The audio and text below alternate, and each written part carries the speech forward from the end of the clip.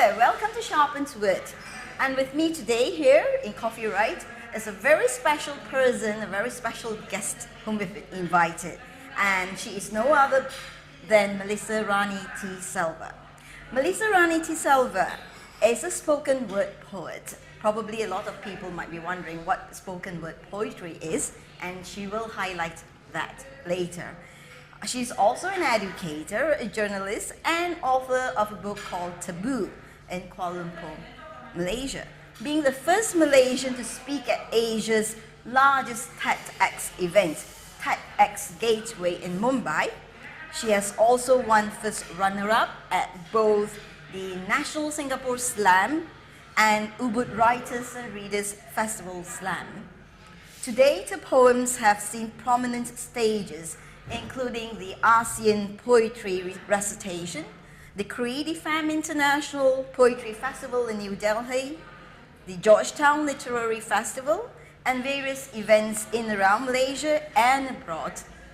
Published by Perfect Binding Press, her first book titled Taboo, published in 2015, made the NPH Top 10 bestseller list and is now available in major bookstores across Mumbai, Melbourne, Singapore, and Kuala Lumpur. Her poems can be found in the Asian Centre Anthology of Malaysian Poetry in English, and they have also been translated into Bahasa Malaysia and published by Dewan Bahasa dan Pustaka, the Malaysian Institute of Language and Literature.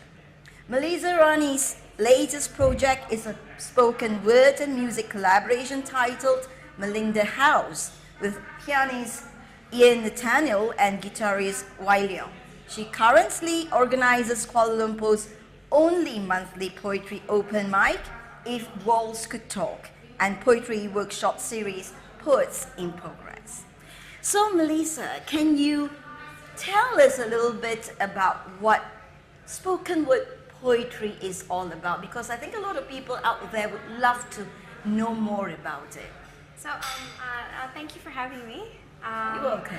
So, spoken word is performance poetry.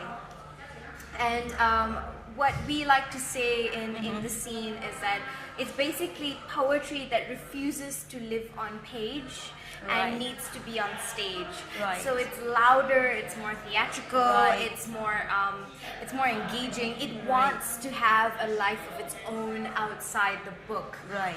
And outside pieces of paper, and that's what spoken word is. The usual discipline based on poetry slam competitions is that a poet goes on stage and performs a poem that is approximately 3 minutes long, Right. on any topic. Usually these topics are political and or very personal as well, because personal can be political. And this is done for 3 minutes. Right. And then they perform and the audience cheers, and that's how it keeps going. Right. So this brings poetry into the sphere, into the public sphere, and encourages people to be more engaged with poetry. So you don't have to be a literature graduate to appreciate it. You just have to be someone that loves words, and then you sit down and pay attention and you'll get a bit of it. Yeah. Right. So I know spoken word poetry and slam poetry, performance poetry is pretty, popular out there. But here in Malaysia, how popular it is? I mean, how well is it going down with the public? I think it is growing very well in Malaysia. When I first started out about 5 years ago, there were very few people that considered themselves spoken word poets. Right. Okay. Yes. So, but along the way, from that last 5 years until now, a lot of people have sort of come up and said that, hey, I want to be a performance poet. So maybe they don't use the jargon of spoken word poet as a title, but a lot of them are starting to read their poems aloud. And honestly, that is the only thing you need to do to be a spoken word poet. Right. Of course, spoken word poets have the discipline of memorizing their words, and their poems are usually very free verse, somewhat, and they have their own structures which are very monologue-like. And of course, these are the styles that we use. But anyone who decides to read their poems aloud and put life into it, breathe life into it, Right. is already a spoken word poet. Right. So, but you say it's growing, but is it centered only in KL? I mean, do you see it growing in other parts of Malaysia? Yes, of course. So in Penang, you have the Say It Like You Mean It group, which does spoken word poetry and stand-up comedy every month at China House. They have their own group. Here in Ipoh, you have Wani Ardi. You have she's got an amazing array of poetry, spoken word poetry done to music with her band called Wani Ardi and the Guitar Polygamy. And of course, you have Project Rabak, which does Malay spoken word poetry, very avant-garde styles of poetry and theatre. And of course, you have KL and Johor Bahru. And these are scenes that are continuously developing. And what is beautiful about Malaysia is that we are coming across each other's scenes and sort of helping each other grow and build. A new scene that is coming up is in KK in Kota Kinabalu. Right. So they just started up their scene and they're growing up as well. And they're bringing poets from KL. We're going over there. We're bringing them down to KL. And this is the ecosystem right now for spoken word poetry. And I think it's just gonna get better. Right. So you have these spoken word poetry sessions with people involved in it, and they're generally in English and also in Malay. Yeah. Have you come across spoken word poetry done in any other languages, ethnic languages like Chinese, Kadazan, and so on? So there is a poet, two poets in Penang. I can't remember their names right now, Right. but it's this Chinese guy who performs in Hokkien, All right. and then this Indian girl that translates in English. Oh, wow. And they do Right. a set together, and Right. that's very nicely done. Right. We also get a lot of poets who have who are students overseas, Right. and they write poetry in German and Russian and languages, and they come back and perform it. Right. So spoken word is very accessible. Anyone with any language can actually do it. It's not specifically done in English. In Malaysia, we have the gift of both. So you get a lot of poets here doing a mix of English and Malay, or English, Chinese, and Tamil in their poems fused together, which is very beautiful to watch and much more diverse and interesting compared to what you see on the Western front. Right. Awesome. Right. So personally, how did you get started on this?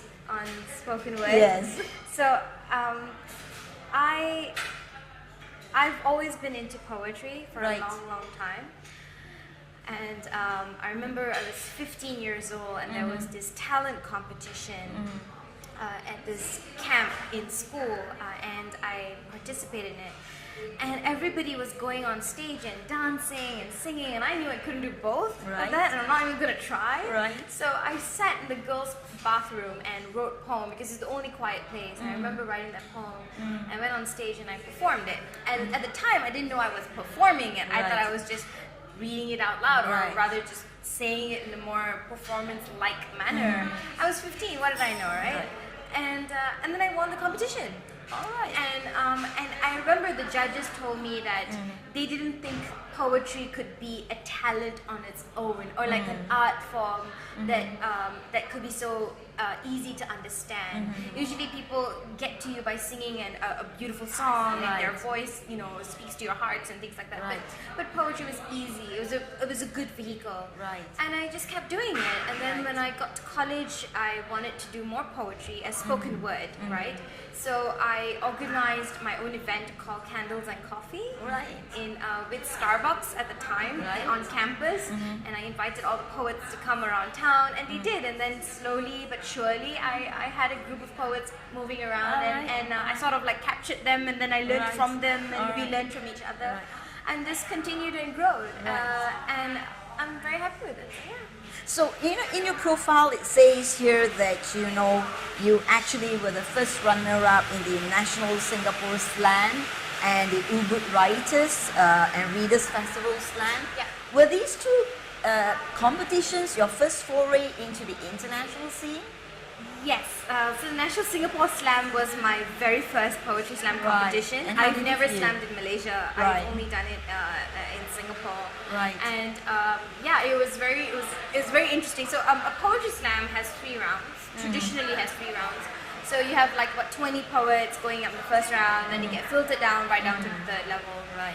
And you learn how to strategize and pick your poems according to the theme and the feel of the audience and what the other poets are doing.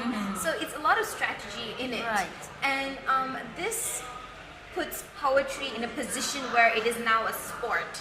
Yes. And it is also a form of entertainment, Right. which is very, very exciting.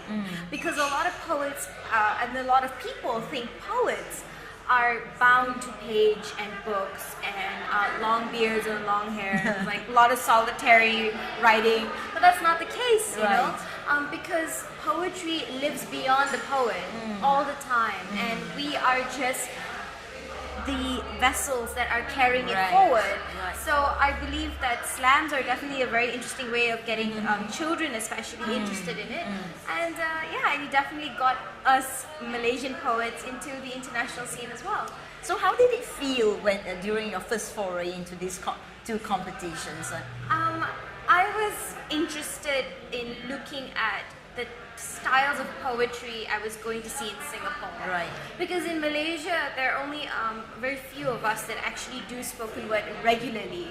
But in Singapore, the scene is much larger and vibrant as well. Right. So I wanted to like sort of inspect what kind of stories they were trying to tell. And when you really come down to it, it's all about the same. Everybody is talking about an issue that is very close to their heart. And sometimes it's just a geographic location that's different. Everything else is about the same. Right. Even if it's about our country, a lot that we have to say is relevant to Singapore and every Right. other country around the world. And I've learned that through my international experiences. All right. So, yeah. And in your profile it says you're a journalist, you're an author, you're an educator. Yes. Right. You're wearing so many hats. How do you juggle between these things? I'm still learning how to do that. Like sometimes I'm carrying some hats and then like flipping them up really, off really quickly. I love what I do. I love every second of every part of my life that I have chosen for myself. Right. So it's very natural for me to put on the hat. Right. I teach poetry to children aged 6 to 17 and also adults. And what I particularly love teaching children because they are amazing poets and they don't know it. They're just telling you stories, and the next thing you know, that story is exciting and it's teaching you something. Children have a lot of wisdom that we are ready to give them credit for.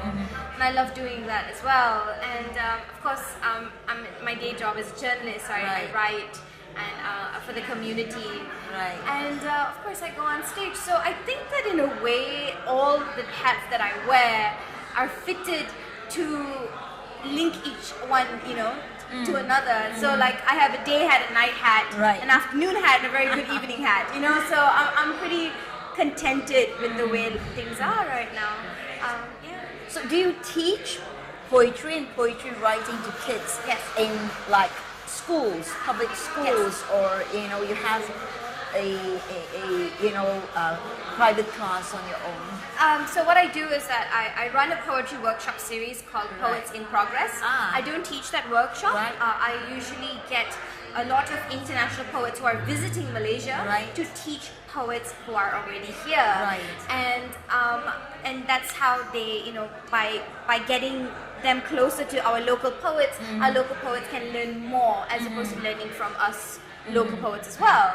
I love teaching my children who are in international schools. I usually get invited to teach international schools sporadically over the course of a month or 2, and sometimes I do 10-week courses with them. So I see them once a week for like 2-3 months, and then they develop. And what I usually do is that I teach them to write, I teach them to perform, and at the very end they have a performance for their parents and teachers.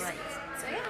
So, looking at the many hats you wear and the passion you have poetry and the kind of poetry that you write in Taboo, you know, would you say that you are a very philosophical person? Do you capture the life's philosophy in your poetry? I'm not going to say that. Right. Because I did not decide to be that person. Right. I decided to tell the truth. You're right. When I started writing poetry, you can write any kind of poetry. Yeah. You can write love poems, you can write a lot of hate poems, you can write a lot of political ones. Right. When it came down to what I wanted to write about, I just wanted to tell the truth as I saw it. And the first poem, a spoken word poem I ever wrote for the stage was about my affair with ice cream. Right. And growing up and being a woman and how you can't eat too much ice cream because you might get fat. But I love Baskin Robbins, and so that was my first poem. And then the second poem I ever wrote for the stage was called "The Woman," where I talked about how being brown-skinned, I was not able to get a job as a newscaster on television because they always preferred someone fairer and who was also male. So these are just stories or things that have happened to me that I'm putting it down in words and on stage because I believe that there are stories that need to be heard. Right. And I'm sure that I'm not alone in this, and I have learned over the years that I'm not alone in this. A lot of other women who can't say things relate to these stories, and that to me is the most important of all. Right. So you see yourself as the mouthpiece for a lot of people retelling the stories, the experience that they have gone through in their lives. What I'm trying to say is, do you not see yourself as in trying to tell the truth, right? You sort of hit home a very practical underlying philosophies, that surround our daily lives and our culture and basically our people. Right. So I'm sorry, your question is? So back to my question, like, do you see yourself as a modern day philosopher? In that sense, not that those high-flown philosopher kind of thing, but you put your finger on the nerve of the society and you feel it, yeah, that's it. Well, yes, but in a way, you are right. That's what I do, but I would not decide that is the role I play. Right. Because that is for you to decide as a reader, to decide whether I am credible as that person.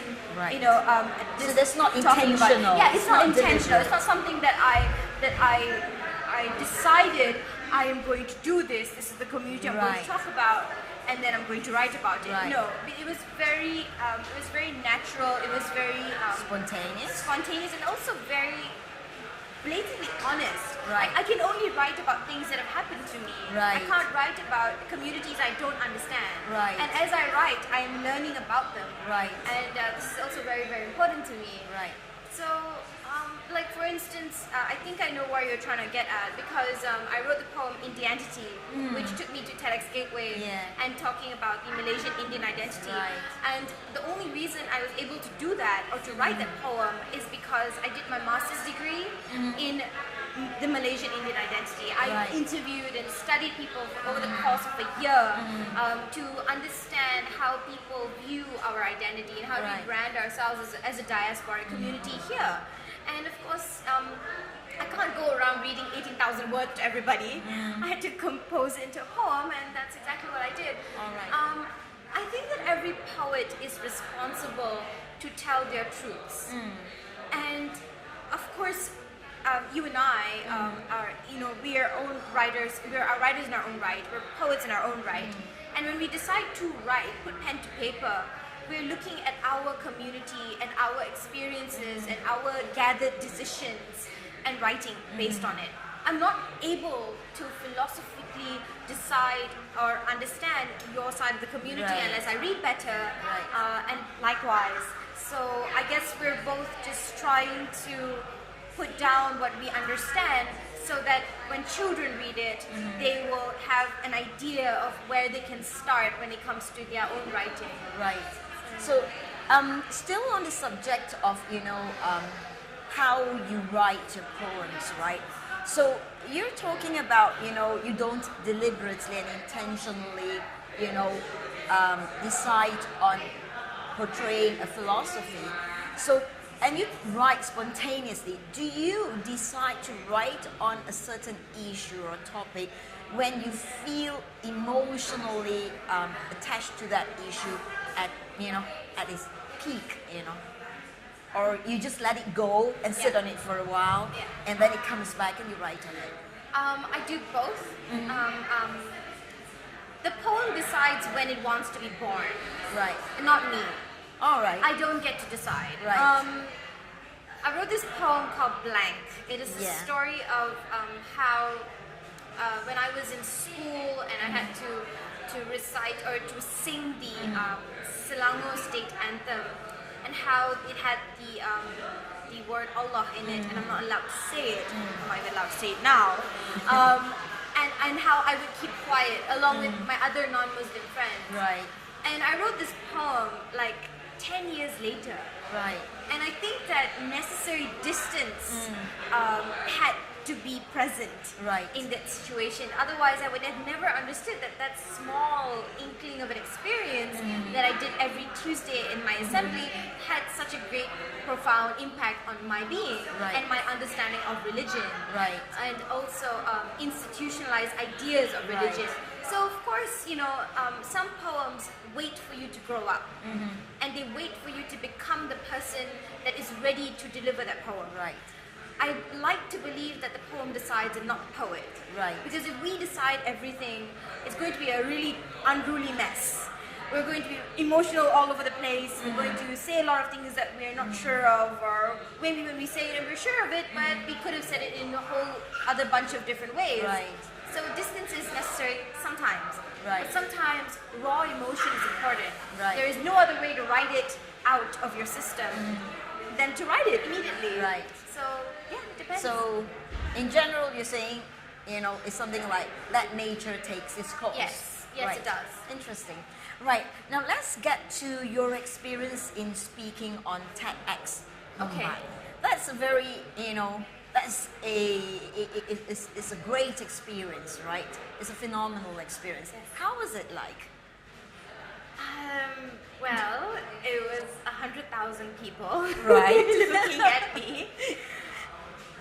I remember there was a lot of.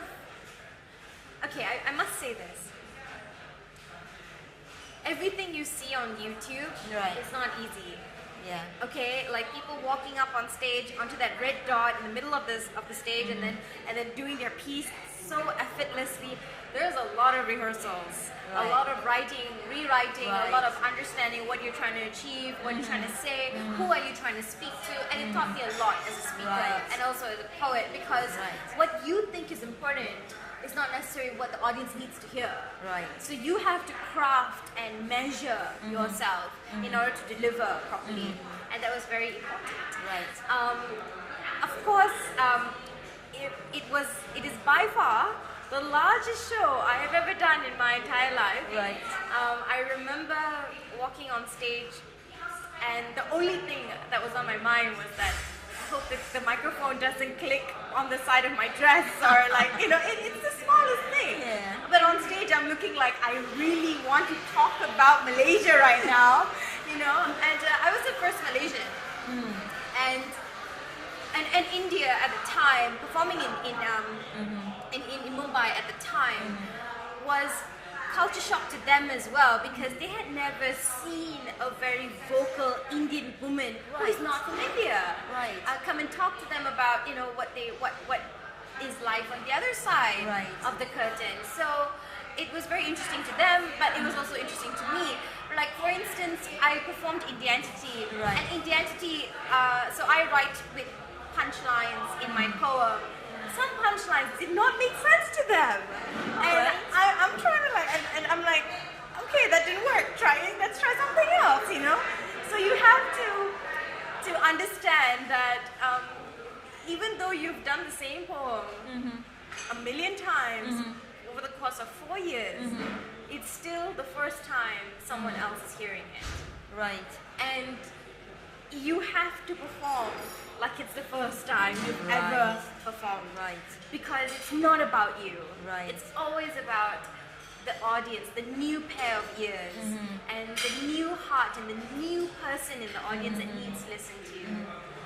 It was a very exciting moment for me as well. I remember when I finished and I wanted to run off stage, and because that's what I like to do, I'm like, okay, I'm done, let's go. And then Ted was like, they were like, in the rehearsals the day before, they were like, you need to stay on stage, receive your applause, and then walk away. And that is very powerful advice. And every time I run a show at Ipoh Talk, or I also run a poetry slam called Slamocracy, every time a poet goes on stage and tries to run away after they're done, I'm like, drag them back, receive your applause. Because it is very important to understand that your work is acknowledged. Yeah. And no matter how terrifying it is to be on that stage, stay there. You've already been there for like 3 minutes or 20 minutes. Stay there for another 30 seconds and let people appreciate you. And for the first time, I saw the audience give me a standing ovation. They stood up and they clapped and they were cheering, and I don't even know why. So I was like, what do I do with my hands? and then I walked off stage. I was very relieved after it was over, but also I was very glad that I did it. It was a very challenging experience. Right. Trying to fit the mold that is an Indian audience, but also a global audience, because TED is a TV show. Yeah, it is not just 100,000 people in front of you, it's millions of people all over the world. Yes. And it taught me a lot. Right. So, you have been organizing these series, if walls could talk, Yes. and lately you've added on one more, Slamocracy, right? Yes. What exactly do you intend to achieve with these two series? And first of all, what drove you to start these events? It's a very good question. There is no regular poetry platform Right. in KL or in Right. Malaysia. There is no place where a poet can go every month Right. and be guaranteed that there will be poetry. Right. For a long time, poets had to share their open mics with musicians and dancers and strange, other artists, which is fine and totally okay. But poets are a shy bunch of artists. Like we're quiet at heart. We're loud on stage. We love telling you stories and all that. But we are very personal. We're bearing our soul to you. Unlike acting or music or anything like that, we are telling you very raw truths about ourselves. And that requires a very specific space that is comfortable and safe for the audience to receive and for the poet to give. And I wanted to create that space. Right. So that is If Walls Could Talk. It's done at Gaslight Cafe. Right.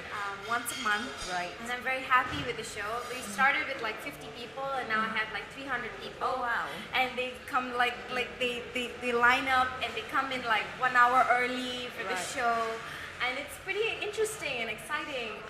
It's a good time for poets. It's a good time because we are finally enjoying the fruits of our labor and also the labor of all the poets before us that have worked so hard to create these spaces. Right.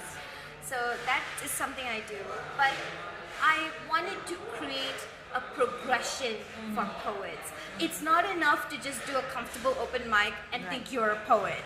That's not how it works. You need to climb the ladder. So I had to invent the ladder. Right. So I created an open mic, and then I created Poets in Progress, which is a workshop series. Right. So the poets who wanted to learn some more can go and learn from the other poets. And then from there, I created a poetry slam that happens once in 2 months. It's called Slamocracy, which is designed as to be a mock democracy. So in that space, it's not like an ordinary poetry slam where you go on stage, you do your thing, and then you compete, you get scores. Because in poetry slams, we like to say that the point is not the point is the poetry. So I removed the point system Right. and created a parliament of deciders, which are Right. judges. Right. And they will raise big, giant playing cards. Right. So it's Joker, Jack, King, Queen, and Ace. And they score the poets based on the value of each card. And of course, the audience is also playing a role in deciding who wins the entire poetry slam. At the very end, of course, the poet gets prizes and stuff like that. But ultimately, the poet also gets a crown. So he's, the poet is situated there like a beauty pageant, giving them all that, all the drama of winning. Because I wanted poets to understand that this is also a competition. This is a sport and an entertainment. You have to get out of your comfortable places and decide how to write for the stage and for the public stage. So I did that, and then the audience also plays a role by creating picket signs on the spot to cheer for their slams, because we gotta teach the audience how to support poetry. So it's very engaging. Yes. Right. That is the plan. And yeah, that's what I do. Right.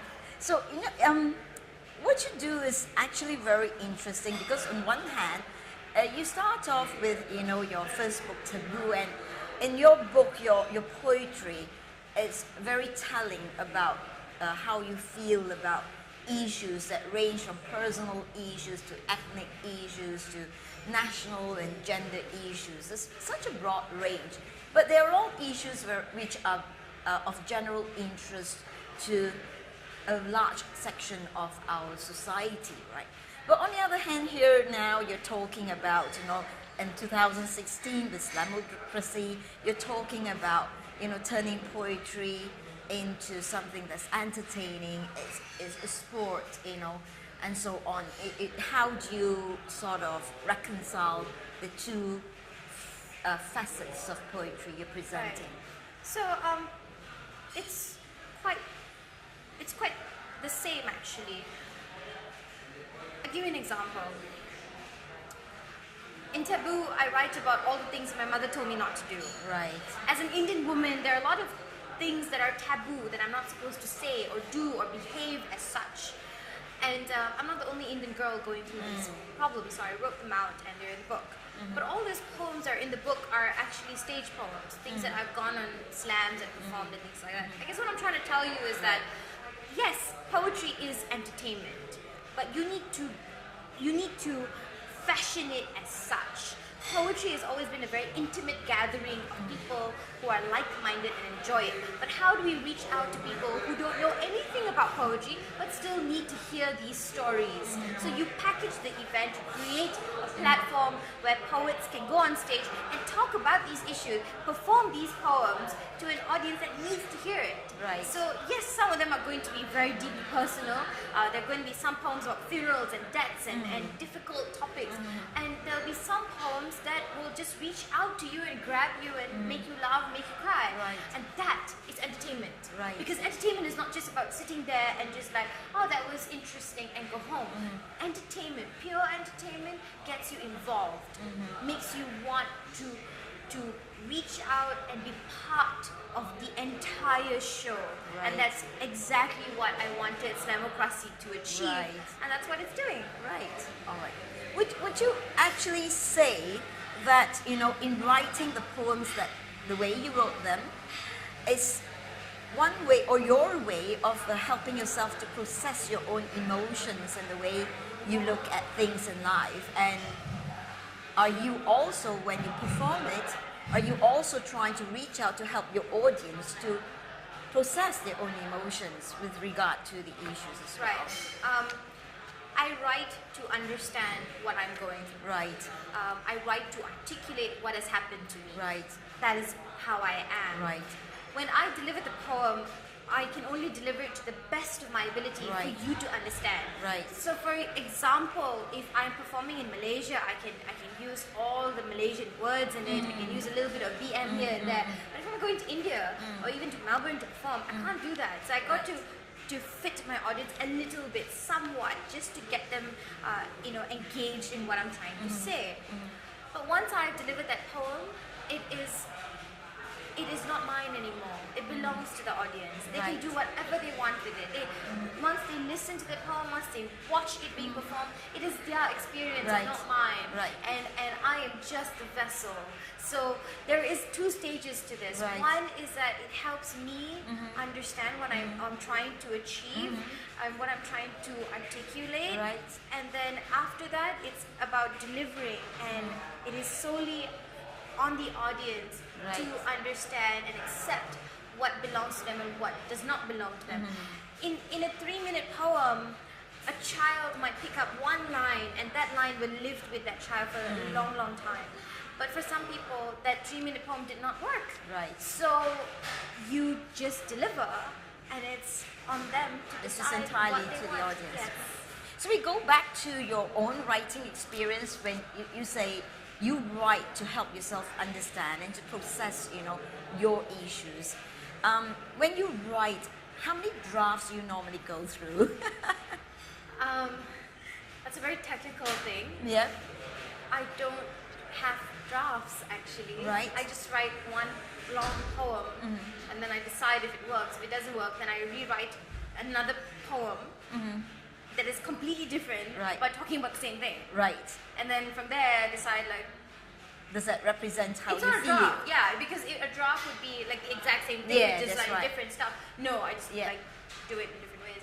I once struggled. I remember when I first started writing, I was struggling with what it meant to be a woman, Right.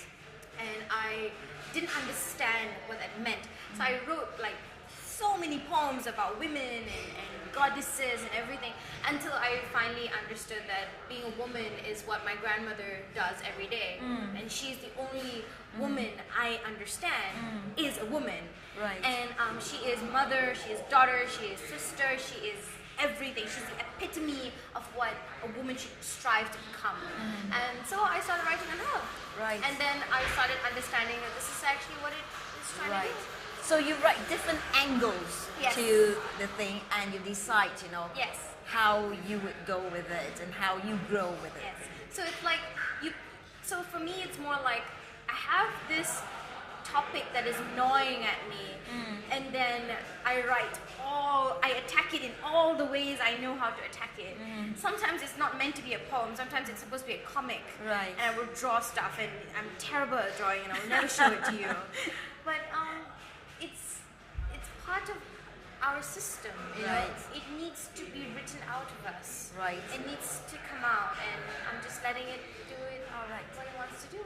So you've come a long way, and how many years was that? 5 years. Oh, wow. On stage, 5 years. 5 years. I've been writing for a long time. Right, okay. So, but you've come a long way, and I mean, as of now, you have, If Walls Could Talk, you have Slamocracy. Where do you see yourself going, probably in another few years' time, with your, spoken word poetry? Yeah. That's a very good question. Have you ever thought about it? I have Right. actually a lot. I want poetry to reach a much larger audience, Right. not just poets, not just people who get out of school, but people in school, Right. children as well. I want poetry to be on a public platform like television. Right. It is time. It is time for poetry to take its form on television, because stand-up comedy is on television. Why Right. not poetry? Yeah. So that's something I want to achieve, and as a media graduate, that is definitely something that I'm striving towards. Of course, my second book, and I'm just going to let it take its course and see where it goes. Right. I've performed in 6 countries to date, and I would love to perform at the US and in the UK, and I'm just waiting for those things to happen. Right. So, And yeah. that's for you, your personal growth as Yes. a poet as well. What about the Malaysian scene? How would you like, performance poetry to grow, spoken word poetry to grow Right. in the Malaysian scene? Like I said, poetry needs to be on television and radio. It's time for poets to have their own radio show, have their own television show, and make it more accessible to the people. That's one. Another thing that should be done is that poets need to get up and Right.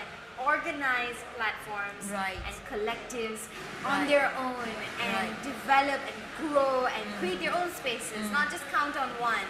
I'm very happy that If Walls Could Talk exists, All but I right. do believe that it could use a sister, you know, it could use a lot more friends. And yeah, poets need to build homes for other poets. Right. And that's what I've done with Walls, and I hope other poets will do. You did say just now, like in Slamocracy, it's done in such a way. It's like a competition, and the winner actually is given prizes and all that sort of thing. So you do need sponsors, right, and funding. So here is the thing, you're a poet. You're dealing with a field that's very personal and very artistic and literary. But on the other hand, if you want it to actually flourish, you really need the support of money and funding, right? Right. Probably from the corporate sector. Yes and no. Would you be ready to compromise a little bit on the art, on facets of the art, to get the funding, to comply with the requirements of potential sponsors if the occasion arises? I'm not going to use the word compromise. Right. It's because I always tell my kids in school that there are always 5 different ways to write something, Yeah. and 5 different ways to do something. Right. So if they don't like it, just do it in a different way. It's not compromising. You're Right. not stopping yourself. Right. You are just finding a better way to fit that keyhole Right. and open the door for Right. you know? So, it's about shaping different sets of keys. Right. I was recently commissioned to do a commercial for a company, and they wanted me to write poetry for the commercial, and they also wanted me to perform in their commercial and everything. And of course, it's about clothing, Right. and it's not something that is up to me, or Right. that I like, or I don't even wear that kind Right. of clothing, So so I went through, I remember I sat down, I went through their website, I looked at all their clothes. Some of their clothes would not fit me, but some of the clothes would, but I wasn't sure if that's something, because I'm not an online shopper, I get my clothes from certain places. So I looked at it, and I was like, okay, the theme is clothing. And then I break it down. What does it mean to wear clothes? And then I looked at it as a point of, it's a second skin. Our clothing is our identity. Right. When we were children, we don't know how to dress ourselves. Our parents decide, for us. And our skin is decided for us already. But as we get older, we learn what clothing are for what occasion, and what works and what doesn't.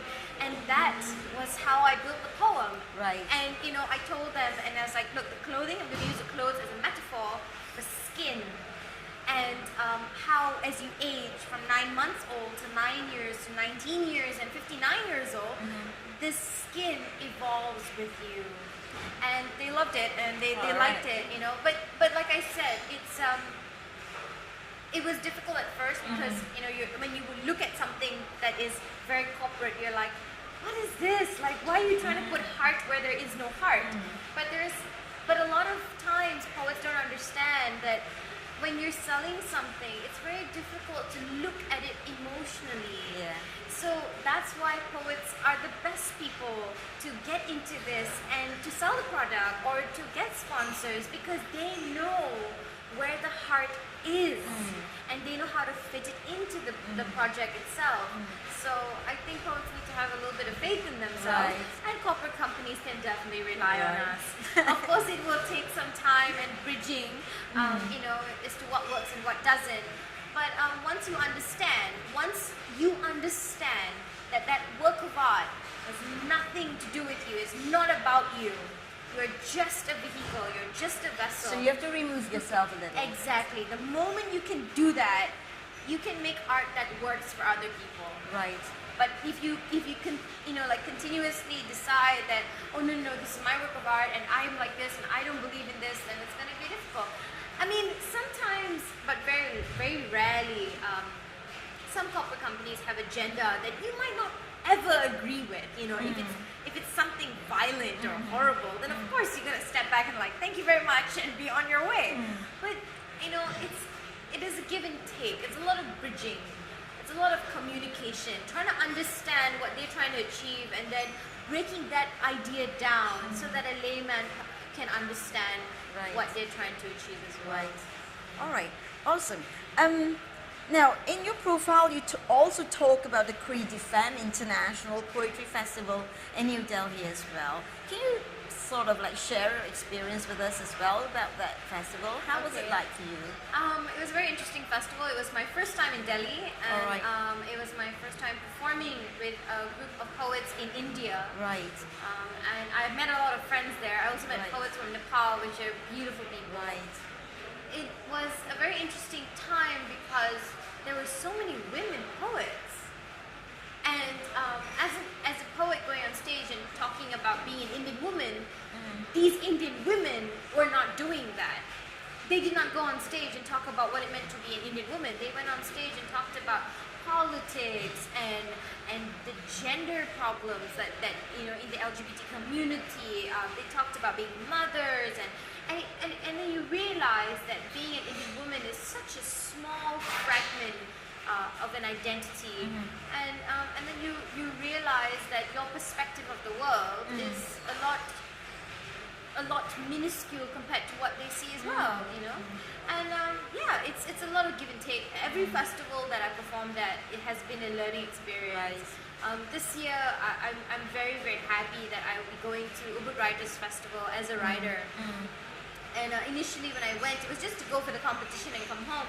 But this time I'm going in as a writer, as a panelist, to talk about poetry and books and stuff like that. And it's coming full circle, so I'm very excited about it. Right. And definitely, when I'm in Ubud, in Bali, there's so many Australian poets, so many Indonesian poets that have been through all kinds of experiences. And then when you realize what they're talking about, some parts of you make you feel like you're meeting your long lost friend.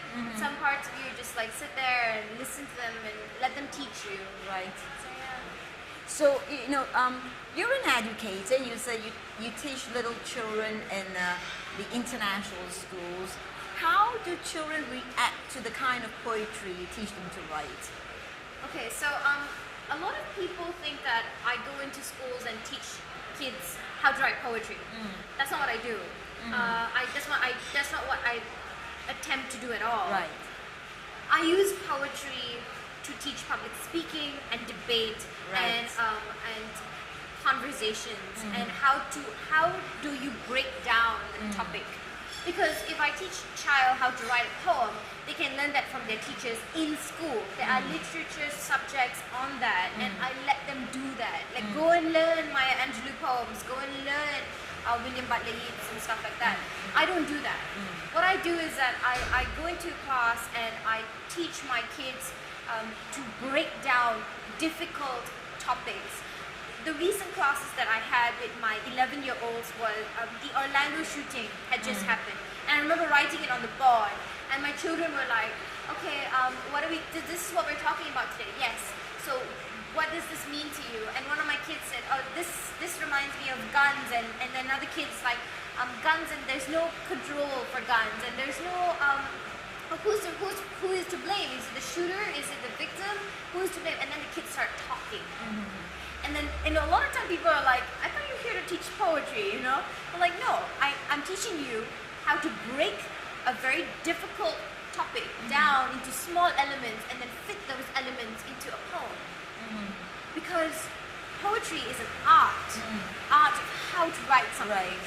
But it's not something that I can just teach you and then you'll get great at poetry. I need to teach you how to create stories, how to tell difficult stories and use poetry. So that works hand in hand, Right. and then the kids understand. A lot of times, children will surprise you. I remember one of my kids, a group of kids wrote poems about Donald Trump. Right. If he was ever president, what the world would become, and how they should be presidents instead. So it was a very exciting conversation, and you see how children put perspective in poetry, and that's exactly what I'm trying to do. Right. Okay. Now, I'm going to take you to, something that we have not talked about you, because all this while, for 5 years, Melizarani, the name is synonymous with spoken word poetry, is everywhere, right? But first and foremost, basically, you started off, as a journalist, right? Do you see the journalist in you surfacing in, the things that you do with poetry? Yes, and being a journalist, I learned how to ask questions, Right? and I learned that being a journalist taught me how to divorce myself from a topic or from a situation, which is very important. Right. It's a very important skill. You're impartial. Yes, you're very impartial. You look at things from a helicopter view. Right. And I honestly believe that has made me a better artist. Right. Because I'm not emotionally attached to everything that happens to me. So you have a very balanced view? Yes, I wouldn't say I have an entirely balanced view, but I have a better Right. view and understanding. More holistic. Yes, more holistic. And I'm always looking at two sides of the story as Right. opposed to one. Right. And it's important because Right. the danger of spoken word poetry and monologue Right. is one side of the story. Right. A story told from one perspective and only that. And poets need to understand that this is fine, but it's not excellent. It's not helping. It's not helping the poem. You need to understand that it's not always about you. Although, in spoken word, everything is about you, or Right. you are the main subject. You are the subject in place. So journalism has actually helped me understand that if I'm going to talk about religion, it's not just my religion that's on the table, it's everyone else's. And if I'm going to talk about the Indian community, or if I'm going to talk about what it means to be part of this country, it's not just my perspective that matters, but everyone else's. And if I don't understand their perspective, I need to make that clear. Right. Because I have to be responsible. Right. So that's definitely the values of Right. journalism. So in other words, you through your poetry as well, you make those issues public property as well. Yes. Right. Yes. Because it is. It is Yes, public property. definitely. Yes. Because most of the things that you write about are things that touch our hearts and our lives as well, right? Yes. Right. I read your book Taboo, and it seems like you feel very strongly about Indian women's issues. Yes. Right. From what perspective? What do you mean? Like, what sort of Indian women issues are you most, do you feel most strongly about? Everything? Like, Is as it about discrimination? Is it about suppression? What is it? Well, first of all, I had to embrace that I am an Indian woman. And Right. and I only did that when I was about 19 or 20, and I didn't understand what that meant.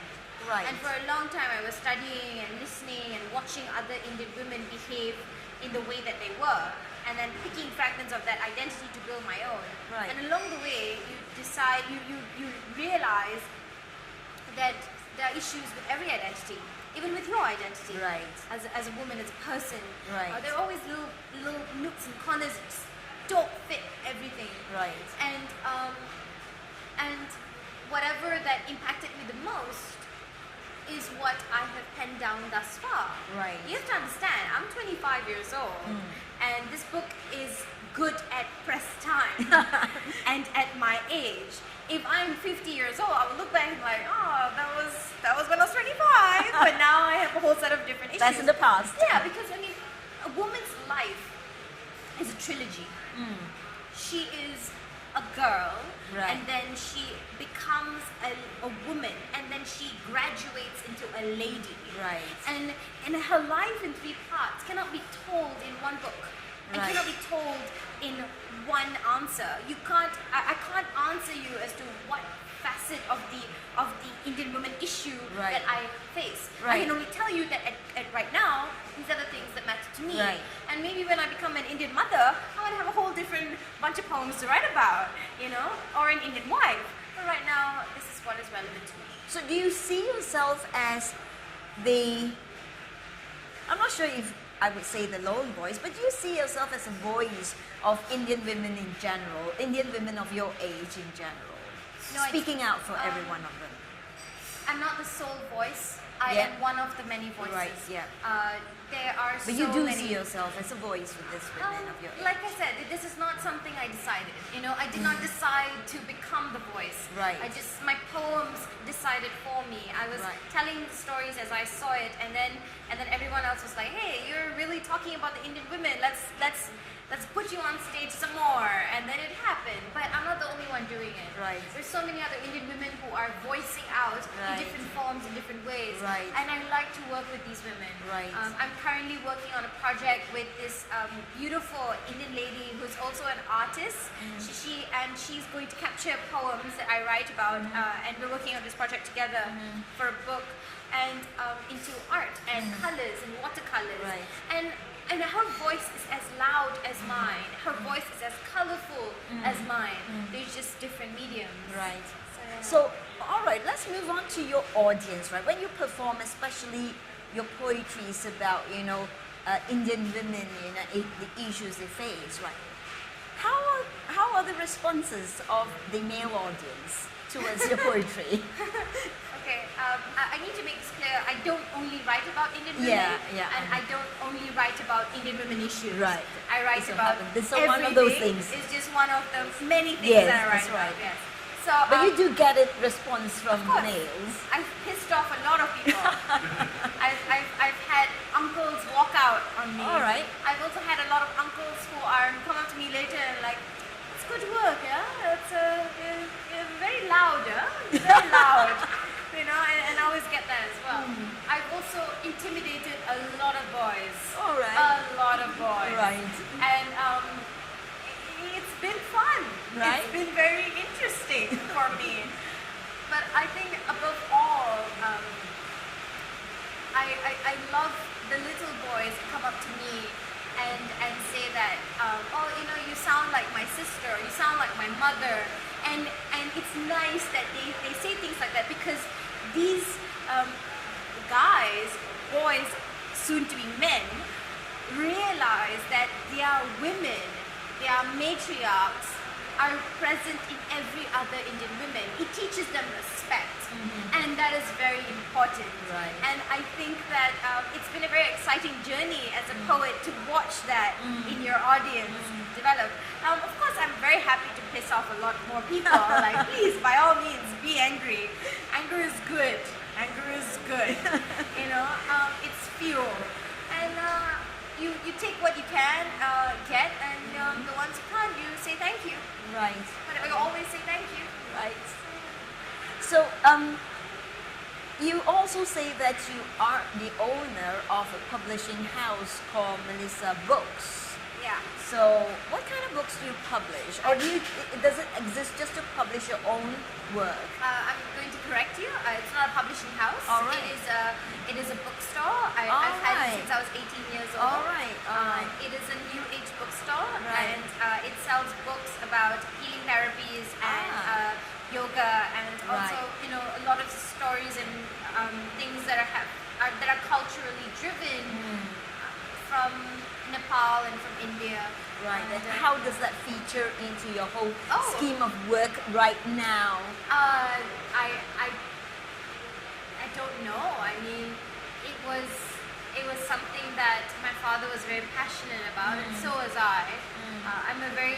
I'm relatively spiritual, I would say. I'm not religious, but I'm very spiritual, and I've always liked things like this. Right. So it has always been in the background of everything that I've done. It was always something that I would lean back towards. Right. As in, when I write write stuff about the universe, I've always had to go and I can't just sit down and write about the universe. You know, I had to go read about it and explore it and travel it and things like that. So the bookstore kind of just consolidates everything that I've done thus far. Right. And it's been there since I was 18. I'm going to be 26 this year, so it's been a while. You know, it's just grown with me, I guess. Yeah. Right. Thank you very much, Thank you Melissa. so And it's much. such a pleasure to have you with us. Thank you. So, you people out there, I would like to say thank you to Melissa. And if you want to know more about Melissa, do come over and dropping into her events, Yes. right? Like if walls could Yeah, talk. so you can come for And Walls to Slamocracy. Talk and Slamocracy, yeah. Right, thank you. Thank you so much.